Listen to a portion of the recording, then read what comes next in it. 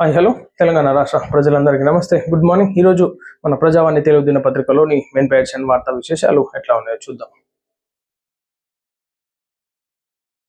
ఈ వేసవిలో మండుటెండలు ఖాయం, 3 నెలలు ఎండలు, వడగాలులతో తిప్పలు. భారత వాతావరణ శాఖ హెచ్చరిక. రాష్ట్రంలో ఈ వేసవి సీజన్ మొత్తం ఎండ మంట పుట్టించనుంది. ఏప్రిల్ నుంచి జూన్ వరకు పగటి ఉష్ణోగ్రతలు సగటు కంటే ఎక్కువగా నమోదవుతున్నాయని వాతావరణ శాఖ హెచ్చరించింది.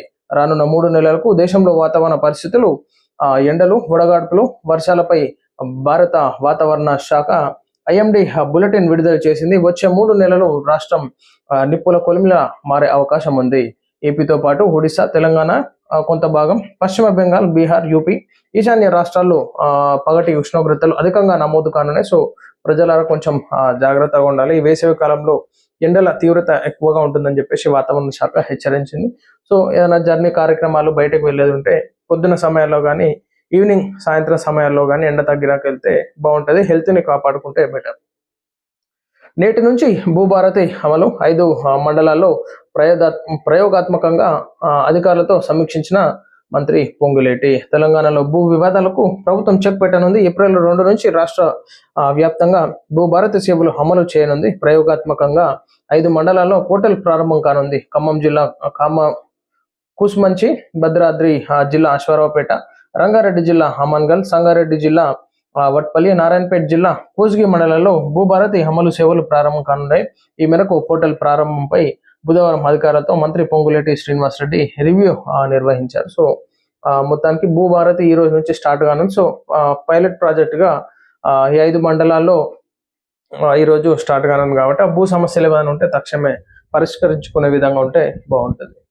కాంగ్రెస్ ప్రిన్స్ కు 100సారి కూడా ఓటమి ఖాయం. మోడీ.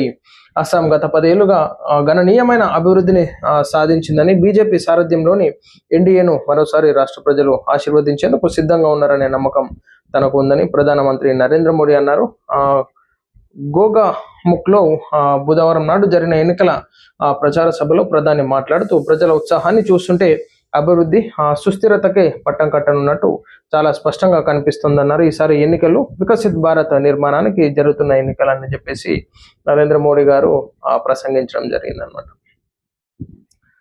కేజ్రీవాల్ కు ఢిల్లీ హైకోర్టు నోటీసులు. సో మొత్తానికి బెయిల్ వస్తూ ఉన్నాయి, మళ్ళీ నోటీసులు పంపిస్తా ఉన్నారు. అది ఎప్పుడు వస్తుందో చూడాలి ఆ కథ కేజ్రీవాల్ది. 6 గ్యారంటీలపై నిలదీయండి. బీజేపీ రాష్ట్ర అధ్యక్షుడు ఎస్ రామచంద్రరావు 6 గ్యారంటీలపై నిలదీయండి ప్రజలకు కొంచెం హితవు చేస్తూ ఉన్నాడు అనమాట. సో అసలు ఏమైంది, కాంగ్రెస్ పార్టీ ఇచ్చినటువంటి 6 హామీలు ఏమని? సో ఇంతవరకు సక్సెస్ఫుల్ గా ముందుకెళ్తా ఉంది. తులం బంగారం అయితేంది, మహిళలకు 2500 పింఛన్ అయితేనేమి. సో ఈ విధంగా ప్రజల్లోకి వెళ్ళి ప్రశ్నించండి అని చెప్పేసి రామచంద్రరావు గారు చెప్తా ఉన్నారనమాట, తెలంగాణ రాష్ట్ర అధ్యక్షుడు బీజేపీ పార్టీ. నేడు నగరంలో హనుమాన్ శోభాయాత్ర 3000 మందితో పోలీసు బందోబస్తు.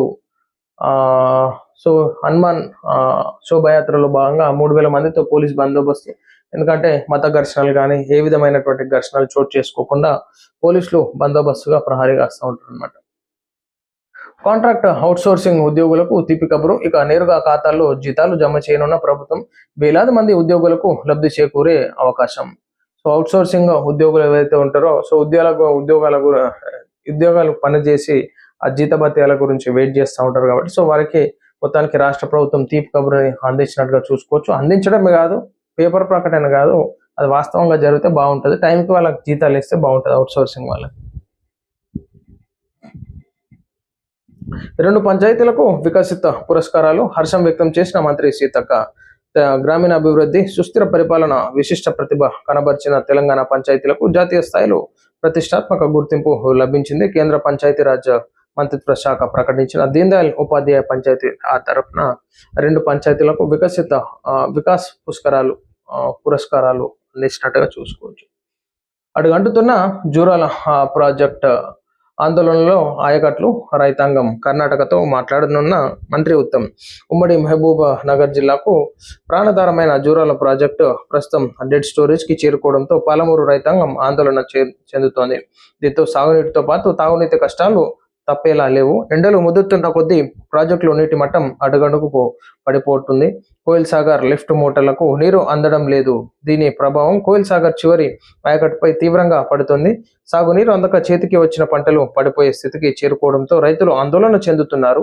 ఈ క్లిష్ట పరిస్థితుల్లో కోయిల్ సాగర్ ఆయకట్టకు ఆదుకోవడానికి తక్షణమే నీటిని విడుదల చేయాలని స్థానిక ఎమ్మెల్యే జి మధుసూదన్ రెడ్డి ప్రభుత్వాన్ని సంబంధించి మంత్రిని కోరినట్టుగా చూసుకోవచ్చు. మొత్తానికి అక్కడ జూరాలలో అడుగంటుతున్నటువంటి జలాలని సో ఈనాడు రైతాంగం కూడా అక్కడ తీవ్ర దిగ్భ్రాంతి చెందుతున్నారు. సో చేతికొచ్చేటటువంటి పంట ఈనాడు నీరు లేక ఇబ్బందికరమైనటువంటి పరిస్థితి ఉంటుంది. కాబట్టి ఆ నీటి సమస్యను తీర్చడానికి ఈనాడు ఉత్తమ్ కుమార్ రెడ్డి గారు కూడా మాట్లాడేటటువంటి సూచనలు కనిపిస్తా ఉన్నాయి.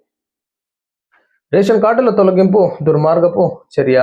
5 లక్షలు ఇచ్చామని చెప్పి 15 లక్షలు తొలగించే కుట్ర. ప్రభుత్వ తీరుపై మండిపడ్డ జాగృతి అధ్యక్షురాలు కవిత. రాష్ట్రంలో పేదలను రేవంత్ రెడ్డి సర్కార్ వేధిస్తోందని తెలంగాణ జాగృతి అధ్యక్షురాలు కల్వకుంట్ల కవిత మండిపడ్డారు. రేషన్ కార్డుల విషయంలో పేదలకు అన్యాయం చేస్తుందని ఆరోపించారు. రేషన్ కార్డుల ఏరువేత అనే దుర్మార్గపు చర్యలను వెంటనే రాష్ట్ర ప్రభుత్వం నిలిపివేయాలని కవిత డిమాండ్ చేశారు. ఈ మేరకు కాంగ్రెస్ ప్రభుత్వంపై కవిత సీరియస్ అయ్యారు. సో మొత్తానికి అయితే 5 లక్షలు రేషన్ కార్డులు ఇచ్చామని చెప్పేసి 10 లక్షల రేషన్ కార్డ్స్ తొలగించేటటువంటి కుట్ర చేస్తుంది కాంగ్రెస్ పార్టీ అని చెప్పేసి సో ఈనాడు మనం చూసుకోవచ్చు. తొలగించడంలో అంటే సో అది వాళ్ళు వద్దనుకోవడం క్యాన్సిల్ చేసుకోవడం ఉంటుంది. సో కొంతమంది చనిపోయిన వాళ్ళు అదే విధంగా ఉంటారు. సో అదే ఇతర స్టేట్లలో కానీ సో వద్దనుకొని క్యాన్సిల్ చేసుకున్న వాళ్ళు ఉంటారు. సో అసలు ఏ విధంగా జరుగుతుంది నిజ నిర్ధారణ చేసి ప్రూఫ్లతో సహా చెప్తే బాగుంటది కదా కవితక్క గారు.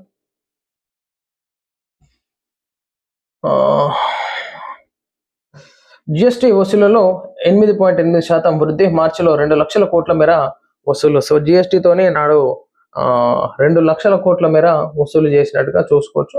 సో ఇదంతా ప్రజల సొమ్ము, ప్రజల ట్యాక్స్ రూపంలో వచ్చినటువంటి డబ్బులు కాబట్టి జిఎస్టీ పరంగా ఈనాడు దాన్ని సద్వినియోగం చేసుకొని ప్రజా అవసరాల నిమిత్తం యూజ్ చేసుకుంటే బాగుంటుంది. సో ఇది ప్రజలారా ఈరోజు మనం చూస్తున్నాం మన ప్రజావాణి తెలుగు దినపత్రికలోని మెయిన్ ప్యాషన్ వార్తా విశేషాలు. నమస్తే.